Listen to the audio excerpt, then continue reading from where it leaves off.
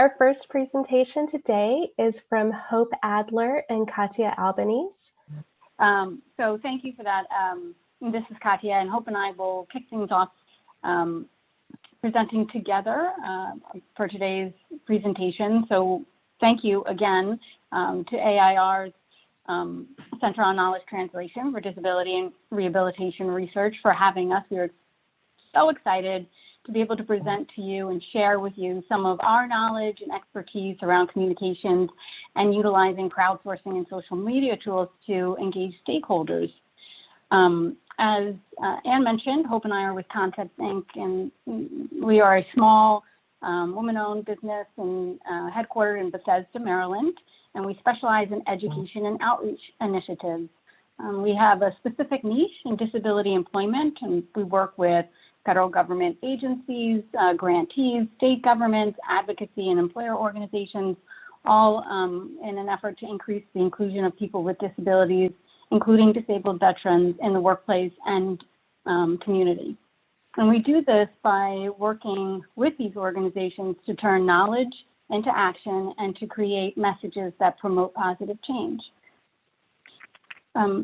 As Anne mentioned in our bios, she mentioned ePolicyWorks, and that is an initiative that's spearheaded by the U.S. Department of Labor's Office of Disability Employment Policy.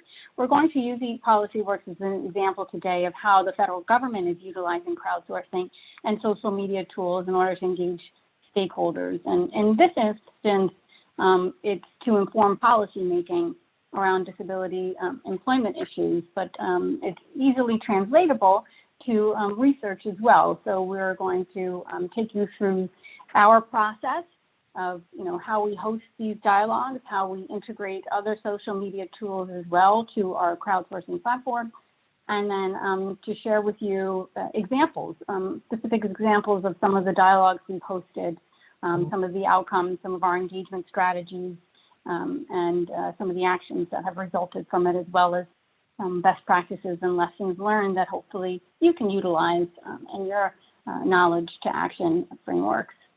And so just backing up real quickly about ePolicyWorks, it's an initiative that's been utilizing crowdsourcing since 2013 at Department of Labor. We use a platform called IdeaScale, but I'm sure you've heard of others, Bright Ideas, Innocentive.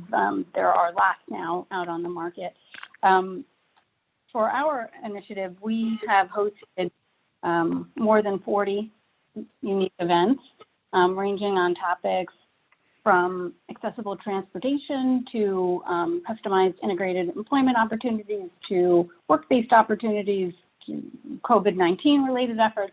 And again, Hope is going to share with you a couple of examples to give you exactly a little more detail on how we actually engage with our stakeholders and get input on those policy issues. All of these campaigns are available to the public, and so that's the basis of crowdsourcing, is really engaging a larger audience to help inform the effort that you are spearheading. So with that, I'm going to go ahead and we're going to play a little video for you to just help you really better understand our ePolicyWorks initiative, and then take it from there. So, Anne, if you don't mind.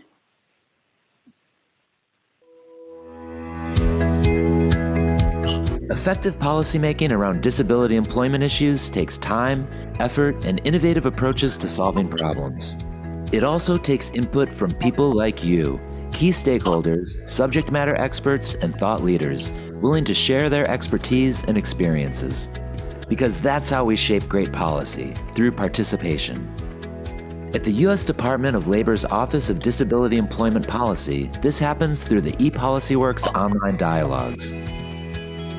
The dialogues are online crowdsourcing or virtual town halls that are available anytime, anywhere from your computer, tablet, or smartphone. Simple, and most importantly, they're accessible to everyone, including people with disabilities. So how do these online dialogues work? It's simple. The host of a dialogue, a government agency or stakeholder group, joins forces with ePolicyWorks to launch the dialogue on a particular issue or topic around disability employment policy. Over the course of several weeks, the dialogue provides a forum for the community to respond with their ideas. Even if you don't have an idea to share, you can add to the conversation by commenting and voting on ideas submitted by others. At the end of each dialogue, the ideas and comments are analyzed to help policymakers make more informed decisions. We want you to join the ePolicyWorks community and add your voice to these important conversations. Just visit www.epolicyworks.org and click Join the Conversation. There you can learn about participating in dialogues and sign up to receive updates on opportunities to join the thousands of ePolicyWorks online dialogue participants across the United States. Join the movement today and help policymakers implement better government policies and practices to fulfill America's promise of equal employment opportunity for all citizens.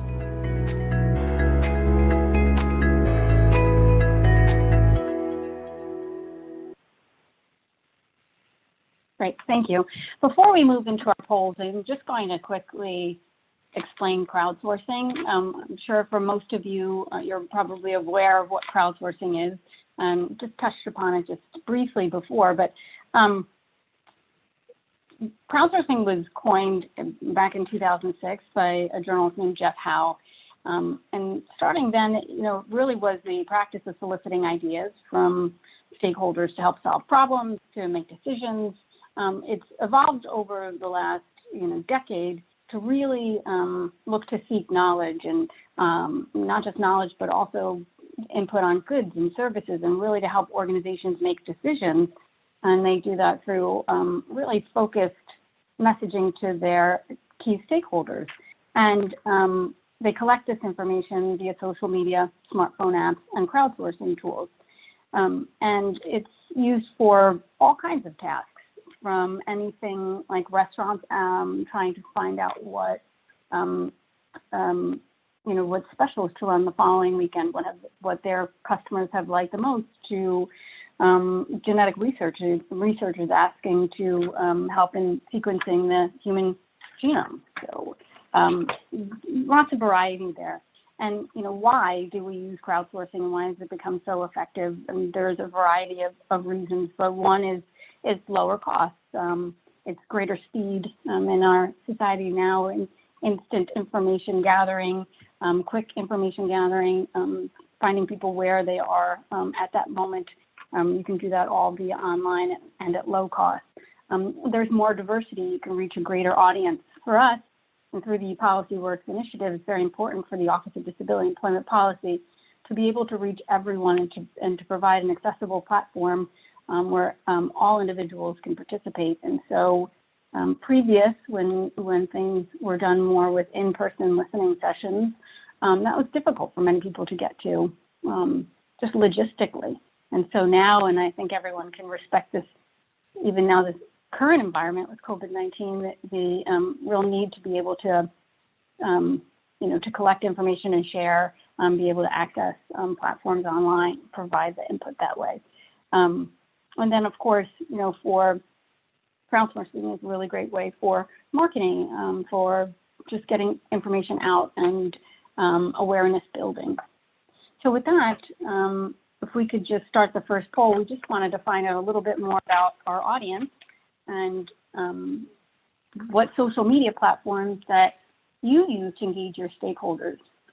So the question here on the slide is which of the following, and please check all that apply, social media platforms you use to engage your stakeholders: Twitter, Facebook, Instagram, YouTube, LinkedIn, and others. And we know that most everyone is using social media in their personal lives, but we want to know if you're using them professionally and with your stakeholders, and which of these you're using. I'll give you a few more seconds to respond. And once the poll closes, we'll read the responses and sure. I think there's a question here in the chat. Just repeat, which of the following social media platforms do you use to engage with your stakeholders? And please check all that applies. We do know that most people are using more than one platform, as it is very important in communication to reach your audience in through as many channels as possible. It's where they are. So Twitter, Facebook, Instagram, YouTube, LinkedIn, and other. Great. So the results show that almost 70%, 69% use Twitter, followed by 62% Facebook, 28% Instagram, 31% YouTube, 43% LinkedIn, and 12% other. And I just want to note here, Twitter is 69%. And even though stakeholders, a lot of people think of with work, through work, well, LinkedIn is usually, the business platform, social media platform, but the reality is most people are communicating via Twitter. That shows here as well. So with that, if we can go to the next set of questions, which will be 2 questions on the poll. The first is, have you ever participated in a virtual crowdsourcing event? This is a simple yes, no, or I'm not sure. And the second question is, have you ever used a crowdsourcing platform to gather input from stakeholders? Yes, no, and I'm not sure. And again, when we're talking about crowdsourcing, if you've participated in a crowdsourcing event, they run the gamut from the platform that we use, as I mentioned before, IdeaScale, to others like Bright Ideas and some others you might be familiar with, Idea Bounty, CrowdSpring. And organizations are using crowdsourcing events for all different activities, internal crowdsourcing to gather information in an organization about just employee practices. HR often does this to get ideas about how to improve their workplace for their employees. There's and also Katia, somebody asked, sorry, this is Hope just jumping in. Someone was asking what platform we use, and it is, I know Katia mentioned that as well as others, but we do use IdeaScale. One of the reasons that we chose to go with IdeaScale was because they were willing to work with us, not only to ensure that it was 508 compliant and accessible, but to make sure that it was usable for the community that we work with. And they were very willing to work with us, which was amazing. And there was also a question about security. And we will touch on that a little bit as we talk about the different dialogues that we've done. Security is important, but we do not collect any personal identifying information. And we do verify all emails for those who participate. Yes, thank you. And just real quickly, 64% of the participants said no, they have not participated in a virtual crowdsourcing event. 18% said yes, and 18% not sure. And for those of you not sure, again, crowdsourcing, the way that we utilize crowdsourcing is very different than other organizations. Like I said, we use it to inform policymaking efforts, and we have a pretty robust kind of process in place. But if you've ever responded through Yelp or ever posted a review, you're participating in a crowdsourcing event. It's just at a much simpler scale, but it is the same basic concept of gathering stakeholder input in order to inform, an effort. Have you ever used a crowdsourcing platform to gather input from stakeholders? 76% have said no, 7% yes, and 17% not sure. Well, that's why we're here today, is to share with you some practices in the hopes that you can utilize the same sort of process in gathering stakeholder input, because it's becoming much more of the norm. And as I mentioned before, there are lots of benefits to doing so, and lots of different platforms available, free and otherwise. So with that, let's move on to the presentation. This next slide is the Knowledge to Action framework, which I'm sure most of you are familiar with.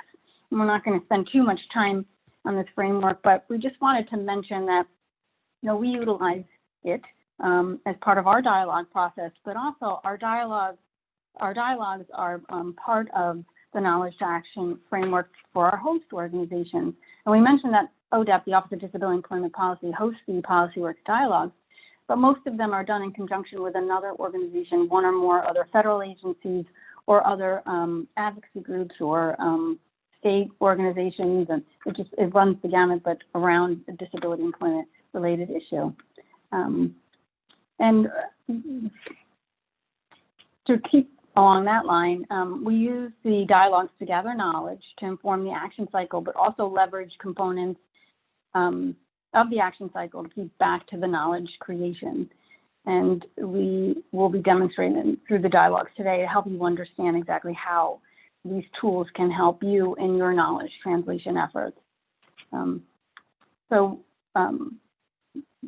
We're now going to take you through the steps of our process, which if you see on the top of the slide, steps 1 through 6, and they mirror the knowledge action framework.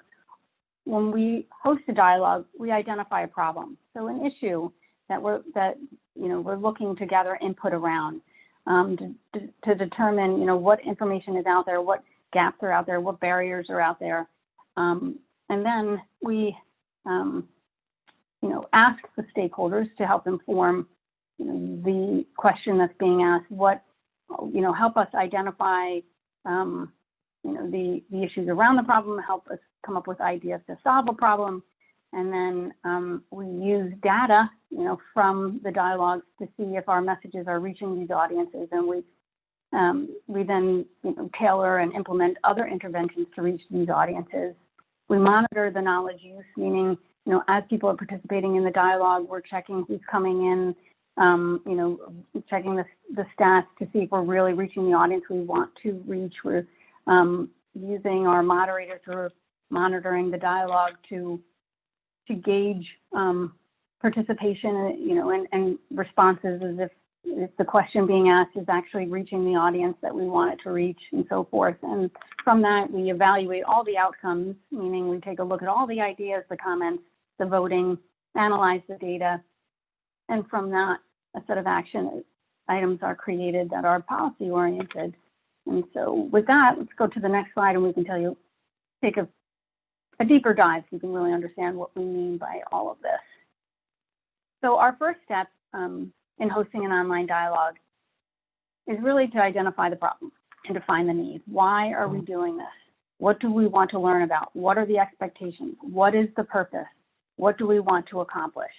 How are we going to frame the question so that stakeholders respond with ideas to help solve the problem at hand?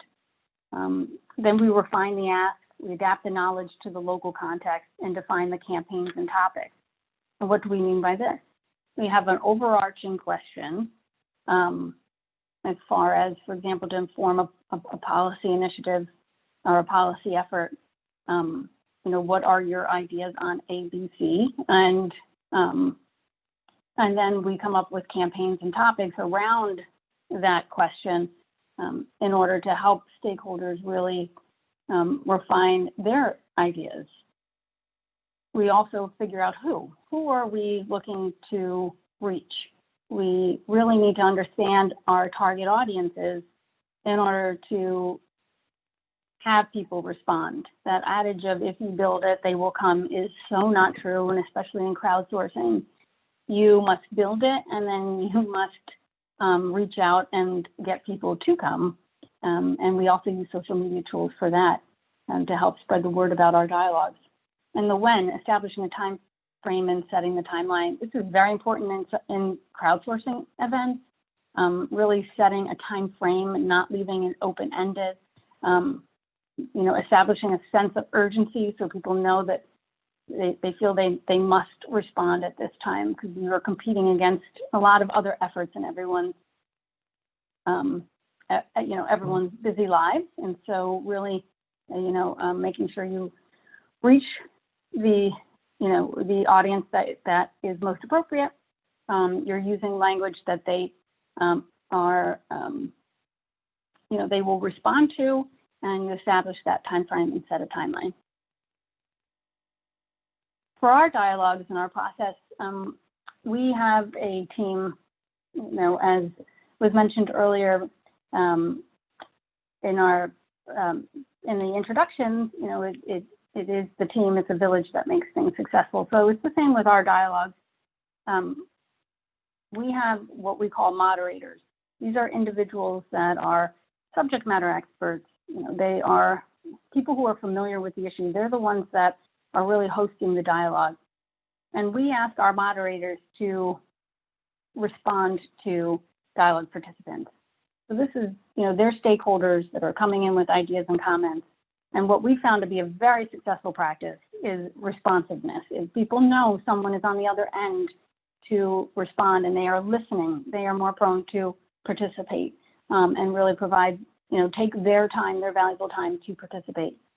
And we also have facilitators, which are individuals who are, thought leaders, other subject matter experts that moderators can engage and ask to participate that they know would be interested in this, in the dialogue and would participate. Our technical assistance team, that's, Hope and I and our team, we also do outreach, data analysis, reporting, and legal. These are all elements of the team that make a successful dialogue.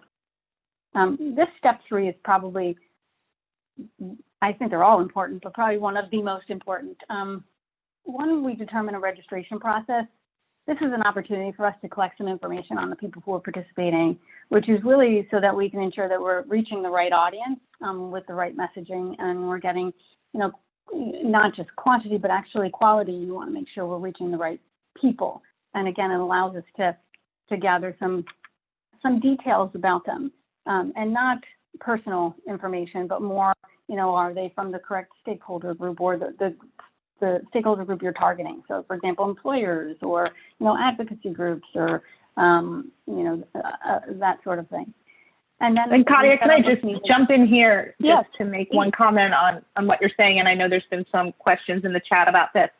We do collect general, as Katia is saying, information about those who register just to make sure that overall we are reaching the right people, so we can kind of adjust outreach and just make sure that the right people are coming to the dialogue.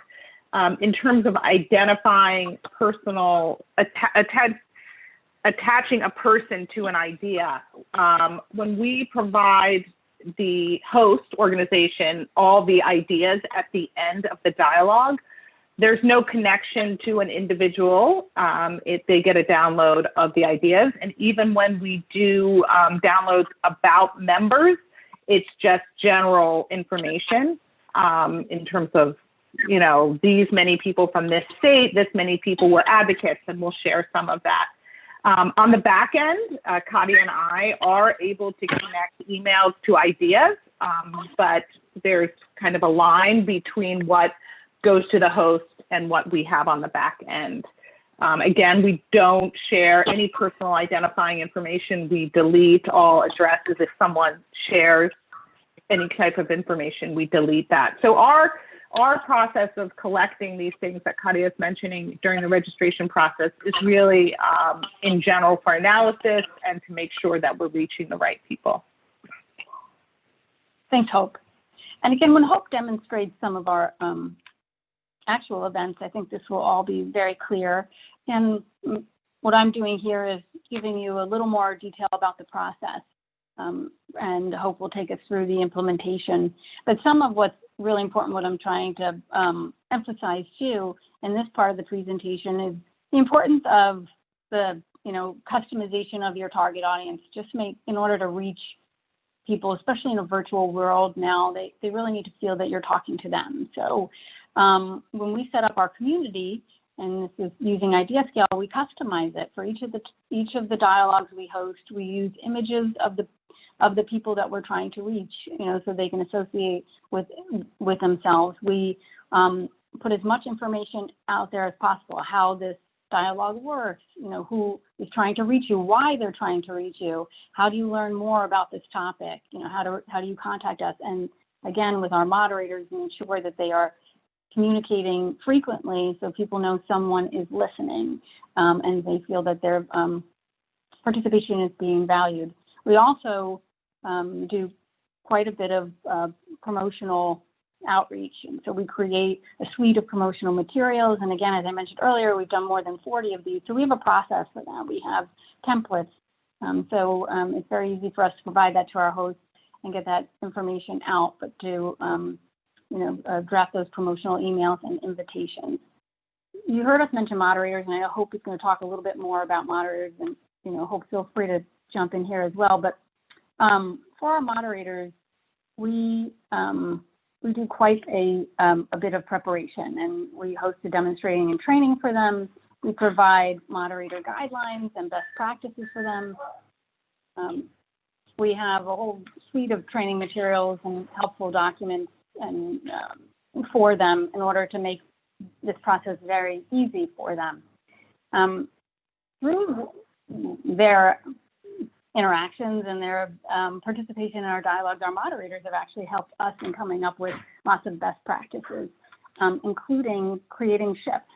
So one of the benefits of the dialogue or our platform is that moderators are pinged and get emails when somebody participates. So it's not as if somebody has to be online 24 hours a day.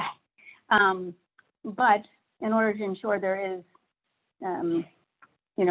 engagement, our moderators will often take the day in shifts.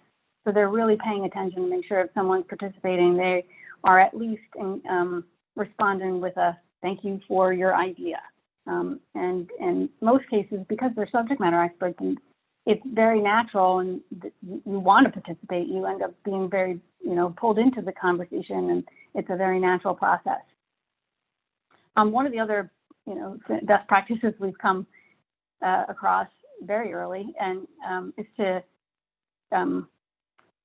encourage the first posting of an idea. And we talk about facilitators as moderators and subject matter experts who are involved in hosting the dialogue. I often know people who would definitely participate. So they'll ask them, send them information about it and ask them to please post, the first idea. It's something simple, but we've seen many times it takes a while for someone to put that first idea up. But once that idea goes up, then others will follow. It's one of those, behaviors, human behaviors that I think people don't always like to be the first, or they're not sure what they're posting is appropriate. And so that's something that we've come across. Help them by getting that first idea posted right away. And then outreach is huge, really getting out there and, encouraging, participation. And then for us, there's ideas being posted that we know others would be interested if they knew about this idea. So there's a feature where you can forward the idea to others, and that's a way to also engage. And one last best practice that we learned early on is that we move off-topic ideas to additional input. Basically, sometimes people come to the dialogue and they are not contributing in response to the question. And our moderators are trained to ask probing questions to really get individuals to refine their idea, to really, pull out from all that they're saying, a response to the actual questions. But sometimes that's not possible. But if in an effort to not insult our participants in any way, we move these topics to what we call additional input. And so they may be used at another time, but they're just not appropriate for that dialogue.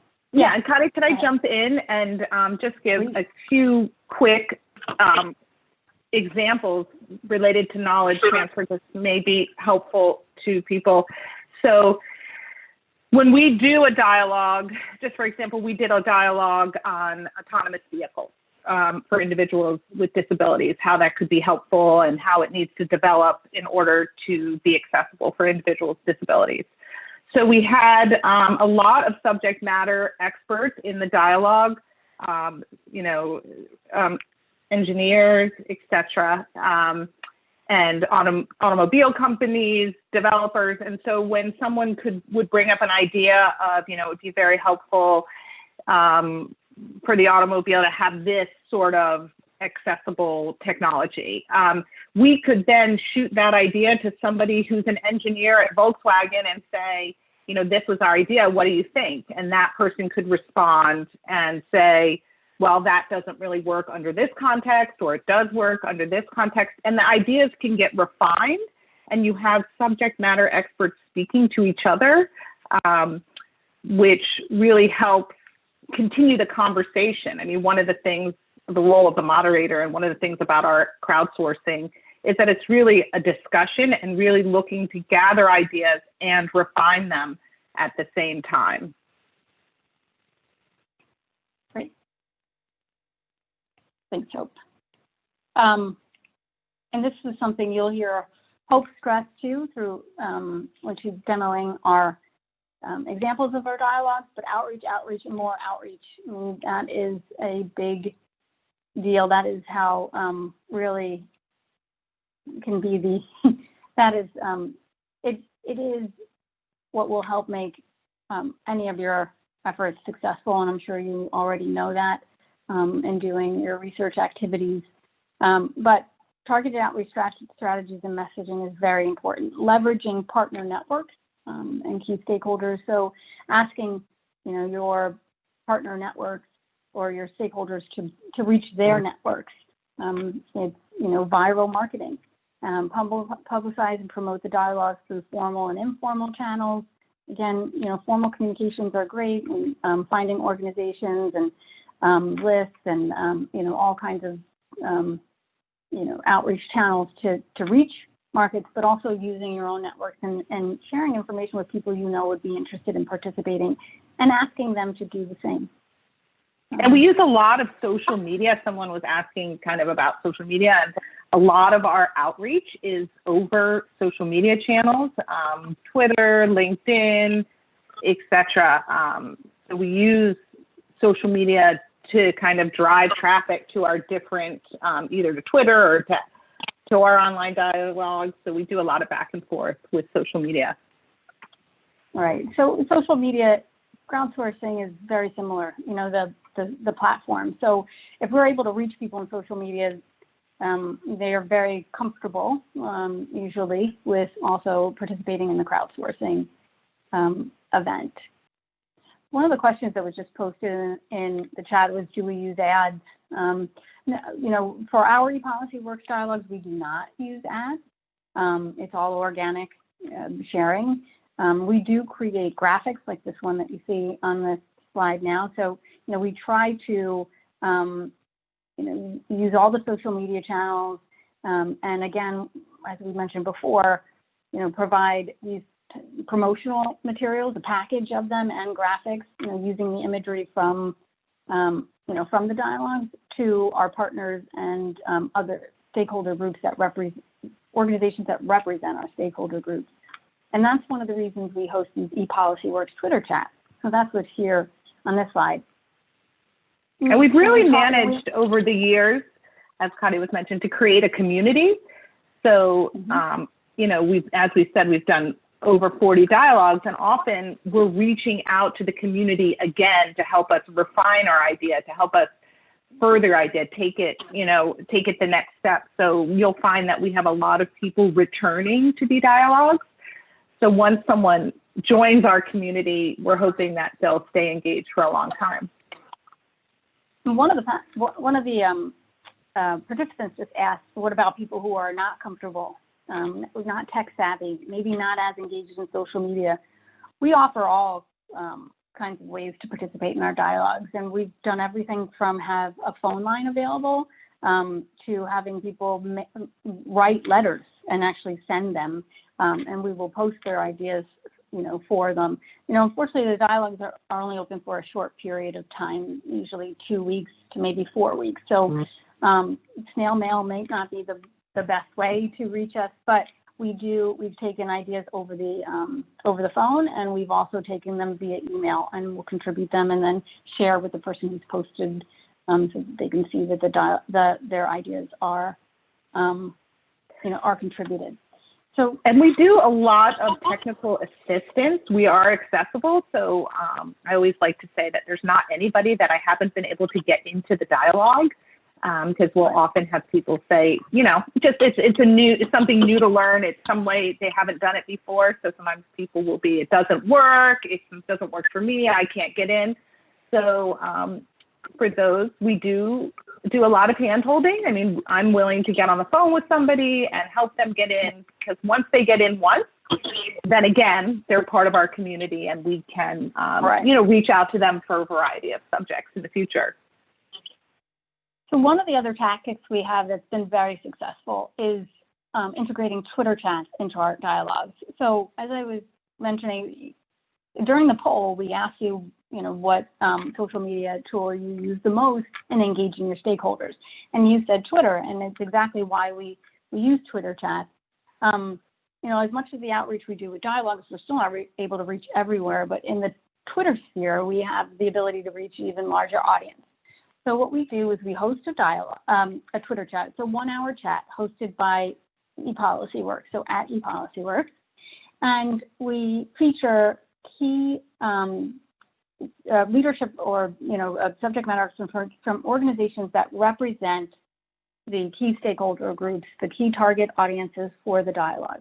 And we do that because it's very important for people who are represented by those groups that, they feel a trusted relationship with it, whether it's a membership organization or it's, a research institute or a university, but there is a relationship that the stakeholder has with that organization, and they feel that that's a trusted representative for them. So we, have them in our Twitter chat and ask a series of Q&As, of questions and answers,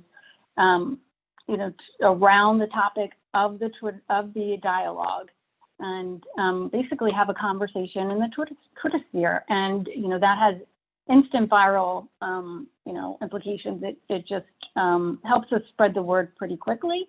And then we encourage people to come back to the dialogue to continue the conversation. And so we found that to be a very successful, another engagement strategy, and then also provides us with more knowledge and content for the dialogue itself. These ideas are even posted there that we will help transfer over. So the final step is collecting all the data from the dialogue, from the Google Analytics to the number of ideas and comments and votes, and to prepare a summary report where we do a level of analysis, looking for common themes in the ideas. We utilize some of the assessment tools that IdeaScale has available. Crowdsourcing platforms have various tools available. So for ours, there's an assessment tool and a review scale that allows us to go through each idea, and our host organizations like DOL and others can assess the actual content of the idea and do other analysis using the tool. And from that, we analyze the ideas, and the host organization, DOL and its partners, take action and respond. And that's one of the things that we ensure with all of our dialogues in preparing for it with the host, is to ensure that they are clear on what the call to action is and how they are going to respond and how are they going to use this information. It is very important to communicate to stakeholders that what they are providing is going to be used and how is it going to be used. And this is just a quick glance at some of the tools that are available through IdeaScale, but again, the analysis and the review scale. I'm not going to go into too much detail for you here. And with that, I'm going to turn it over to Hope to walk us through some of our most recent dialogues. Hi, everyone.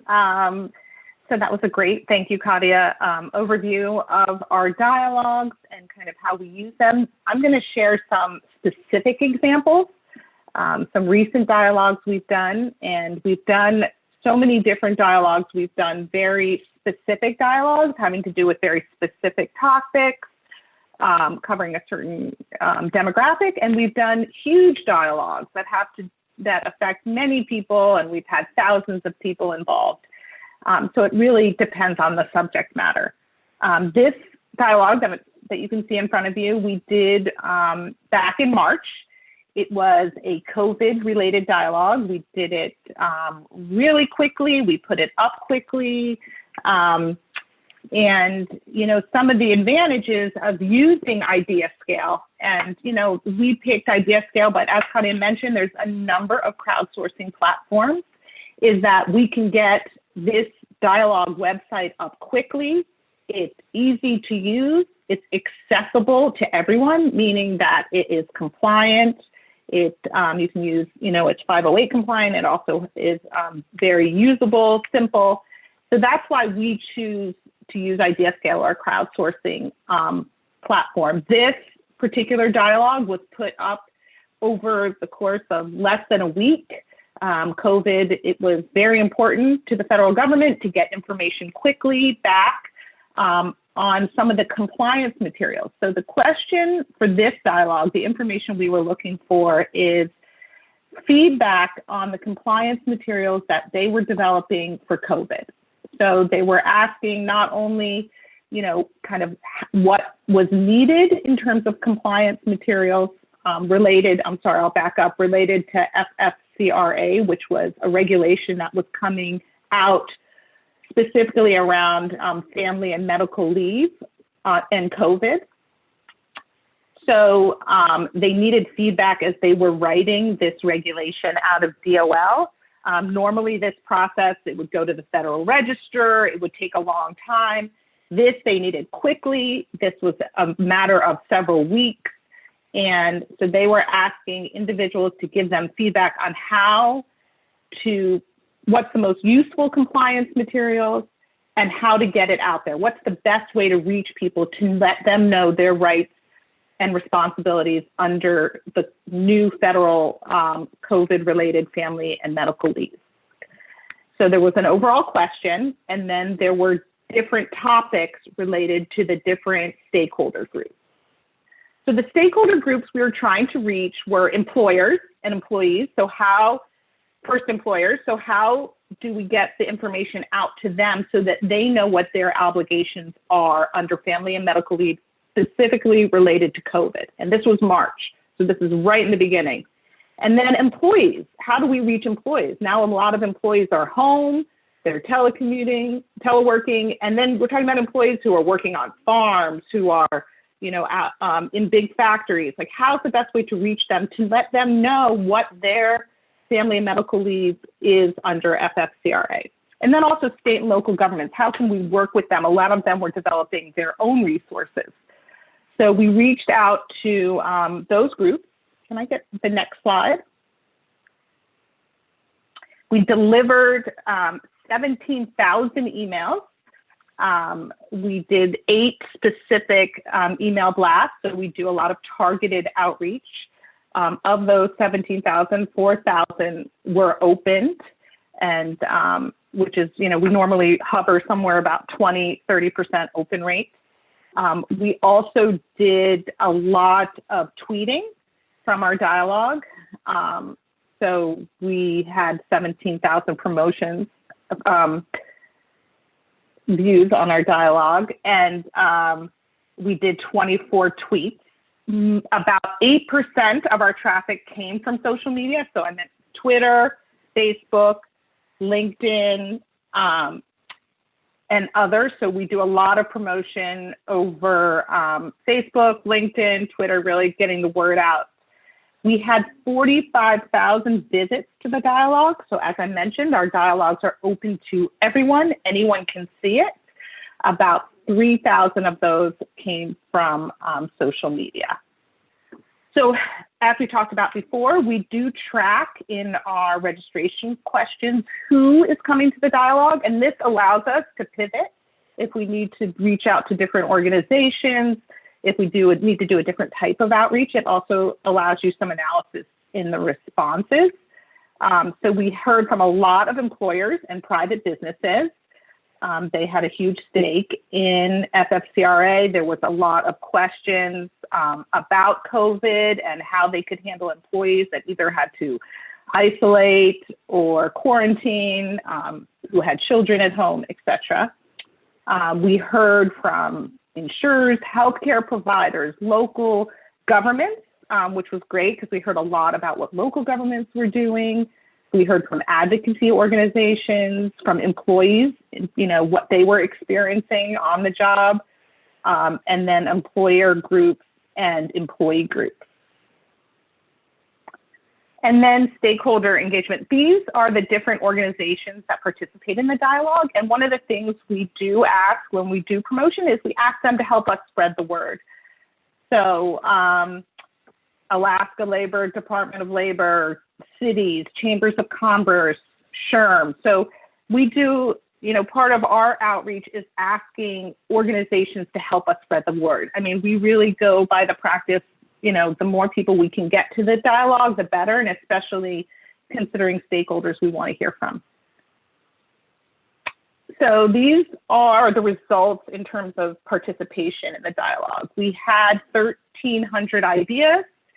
We had 1,200 comments, and then again, 13,000 votes. Approximately a little bit more than 5,000 people registered for the dialogue. And these ratios are pretty consistent over the dialogues, which is kind of interesting. After doing so many, you start to see this, how many people you need to reach, how many people will register, how many ideas will get posted, and those ratios seem to continue over all our dialogues. As Katia mentioned, the Twitter chat. So in the middle of hosting this FFCRA COVID dialogue, we did a Twitter chat. And the way it works is we put together 3 featured guests. So we had someone from SHRM, who is the Society of Human Resource Management, somebody from the National Employment Law Project, and someone from Direct Employers Association. So we try to hear from different voices. Our Twitter chats are scripted. The featured guests know the questions. They know, they have their answers prepared. We use a hashtag so people can follow along. We do a lot of promotion. Individuals from the public can participate, so they can use a hashtag and chime in. We had 167 tweets that used the hashtag within an hour, so that was great. We had 23,000 impressions and about 41 active tweeters who were there and responding to the questions. What's great about all our Twitter chats is people start sharing resources, which is fabulous. So we can see, for this case, we were looking at compliance materials, and we could see what people were doing at the state level and even employers, which was great. And then we always use the Twitter chat to pull people into the dialogue. So a lot of the Twitter chat is reminding people that the conversation continues in the dialogue. So at the end of the dialogue, it ran for 3 weeks. It was high pressure, lots of attention, both from the administration, from the public, and we had a few key themes and takeaways. Just in case you're interested, there was a lot of need for clarification and information about FFCRA. People were very interested, clearly, on anything COVID that affected their lives. This is what everyone was focused on. It became very clear early in our dialogue, which is now truth for most, is that teleworking was becoming more and more prevalent, and any compliance materials needed to reach people at home. So posters in the office really wouldn't work. It was also clear that that Department of Labor really needed to consider rural, agricultural, and some of these harder to reach employees and employers because they were being affected by COVID as well. Also talked about a lot of states were doing webinars, podcasts, stuff online, and really there was a need for that information to come out in different formats. Yes? Hey, there are a couple of questions in the chat about the process for monitoring and how we monitor the dialogue and how we monitor or measure when multiple ideas come in from a single participant. Can you talk a little bit about the monitoring from this dialogue? Sure, and this was, the individuals who helped host this dialogue were amazing. And they, as Katia mentioned, they had a team of moderators. So they picked, I don't remember how we had 10, 15 individuals who were actively watching the dialogue. So they were responding to ideas and through comments. So if someone left an idea, they were responding. If someone needed assistance, say for, you know, a resource, they were posting resources, they were acknowledging ideas. If somebody posted something that was not relevant to what we were trying to do in the dialogue, this dialogue was a little bit different from others we've done because people really needed assistance. So normally when we do a dialogue, we try to keep it on track. So if we're looking for knowledge or information about a specific topic and someone comes in and starts talking about something else, we quickly move that idea out of the dialogue. So through the crowdsourcing platform, you are able to easily move ideas to outside of the dialogue. But in this case, people were looking for clarification, for information. So we were responding to those ideas. So the moderators were making sure people were on topic. They were asking questions. We really haven't had problems with one person submitting 800 ideas. I think what's interesting over our 40 dialogues is that people really are trying to add value, right? Like we don't pay anybody, but they come, they participate, they try to add good ideas. We really don't have any rogue participants or somebody trying to fill the dialogue. Sometimes we have advocacy groups, and not that often, who will reach out to their constituents and ask them to submit ideas. And sometimes they give them specific wording to use. And that's very easy for us to deal with because through the dialogue, we can highlight ideas that have similar wording. And we don't delete those ideas or get rid of them, but we are able to group those together. So if we start to see something that looks like a letter writing campaign, we can group those ideas together so that they're one idea. And it doesn't mean that nothing is lost in the process. That idea is still taken into consideration. But this is not a survey, and this is really to get ideas, right? We're really an idea generation platform. And on that note, Hope, two quick things, because I think you touched on two questions that were asked. One was about compiling the volumes of data, of qualitative data. And Hope mentioned there are tools in IdeaScale that help us do that. We also use Google Analytics. We do a lot on our end. And, you know, I think we're thankful for our partners at IdeaScale because as we do these dialogues and when we have such an event that has a lot of information and we're looking to do, you know, reporting on a daily basis and going through all of these ideas that are posted, you know, we're working with them to improve their tools and, you know, to help us in our dialogue. But I don't know, Hope, you wanted to add anything to the qualitative data gathering and some of the challenges and considerations there. So for this dialogue, you know, it's a ton of information that's coming in, especially for this one. So what we did for this one, which worked great, is we had subject matter experts as our moderators. So we had them at the end of each day tag ideas that should be sent to different agencies in DOL. So the ideas, while the moderators were in the dialogue, they were making some quick analysis of the ideas. So at the end of the day, I could run a report of all the ideas that were tagged a certain way. So say they were all tagged as like wage and hour issues. Then I could download those ideas and send them over to the Wage and Hour Department at Department of Labor. Another thing we did at the end is the subject matter experts went in and tagged ideas that they thought were new and innovative. And we've done this a couple times with different dialogues. So they just go through the ideas and they tag the ones that are new and innovative, and those ideas get downloaded separately at the end of the day so that those ideas can be looked at more with more of an eye, especially when you have so many ideas. That really let us kind of pull out each day a list of ideas that they wanted to take a second look at.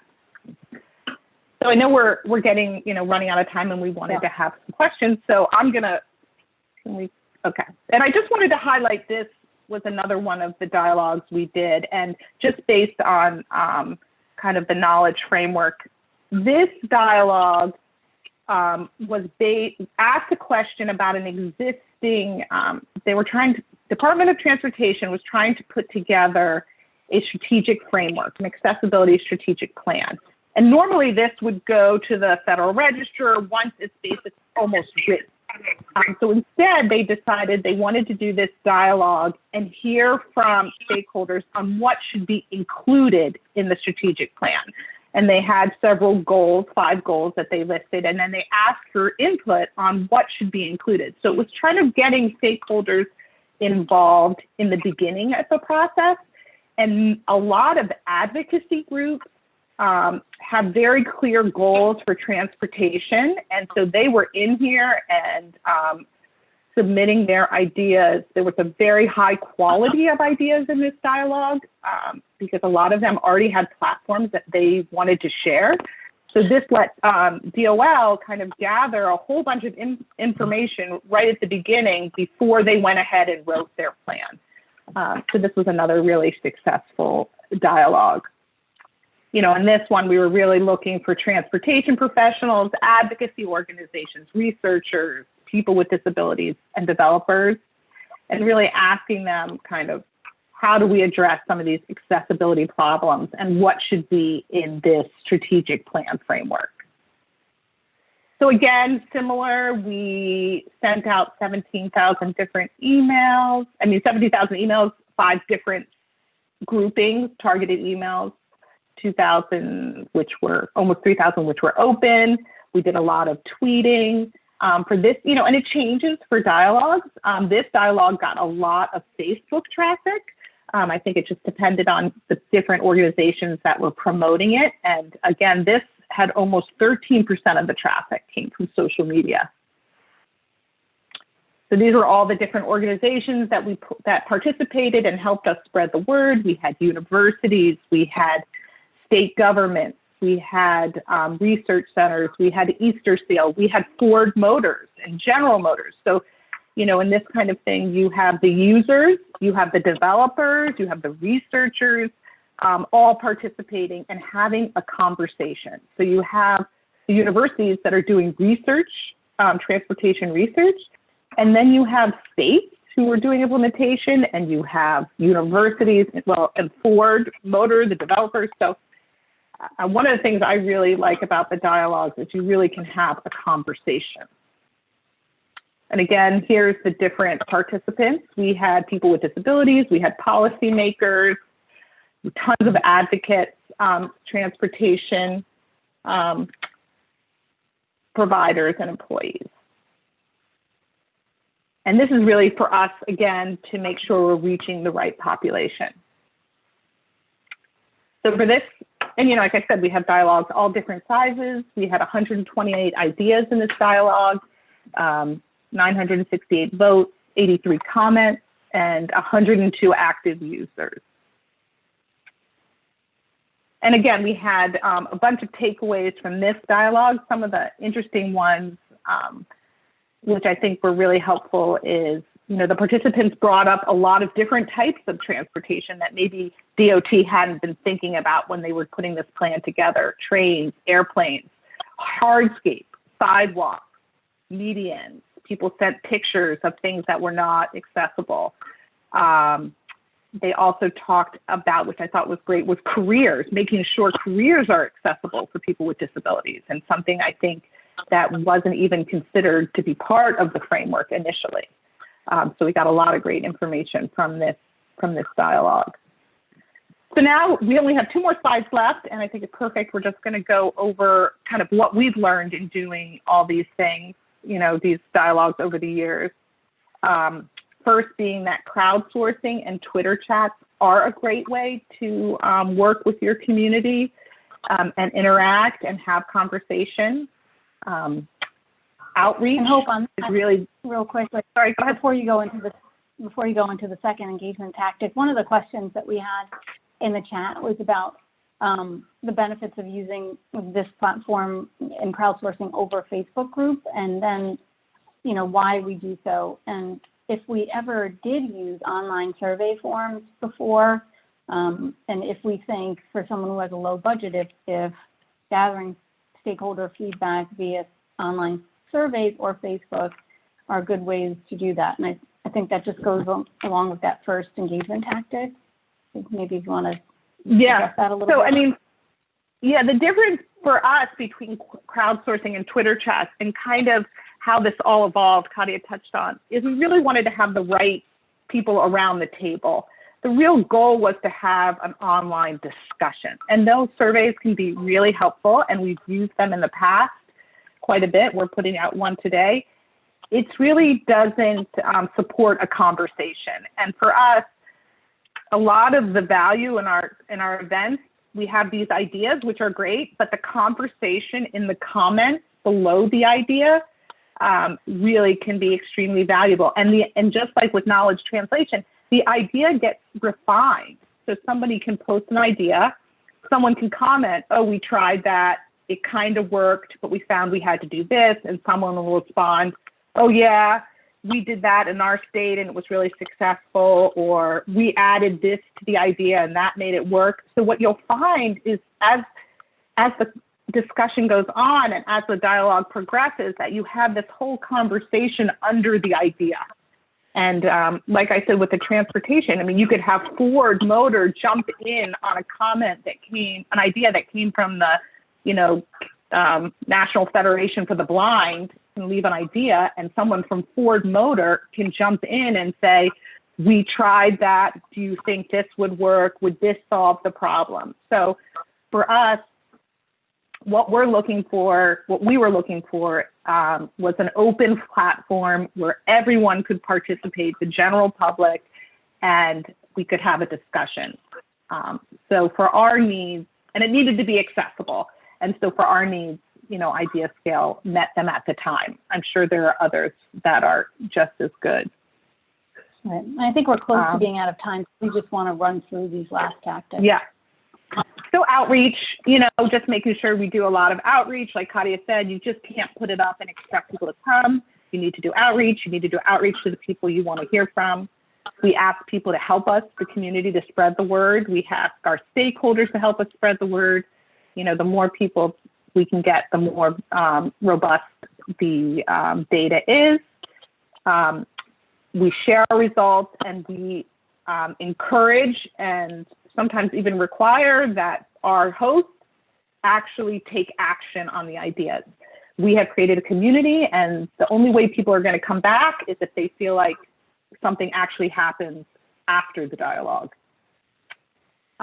Over time, we've really learned that in order for any crowdsourcing event to be successful, you have to be agile, flexible, responsive, you know, be willing to change, be willing to pivot, understanding, and for us, we work in the federal government, but I think this is true for any organization, to understand and respect the approval process. You know, there's a lot of just make sure it's right before it gets made public. We rely on our moderators 100%. I mean, they respond to ideas and comments, and they are the key to success. People, again, want to know that someone's listening and something's going to happen if they take the time to submit an idea. We do a lot of reporting and updates to the hosts as well as leadership in the federal government. We make sure that when people participate, that their ideas are heard by the people who need to hear them. And we do rely on our community. Like I said, they help us with participation, they help us in commenting, they help us share the word, you know, spread the word. And in turn, we make sure that they're part of the cycle, the circle, like we check back in with them and let them know what we did with the data, what did it result in. And sometimes we'll even do follow-up dialogues down the road. So you can find us at ePolicyWorks.ideascale.com. hopeadler.com. You can follow us on Twitter. And again, you can always feel out to reach out to us at any time with questions. We are currently hosting one dialogue, and we have several others scheduled for late this year and early next year. So you can always check back in.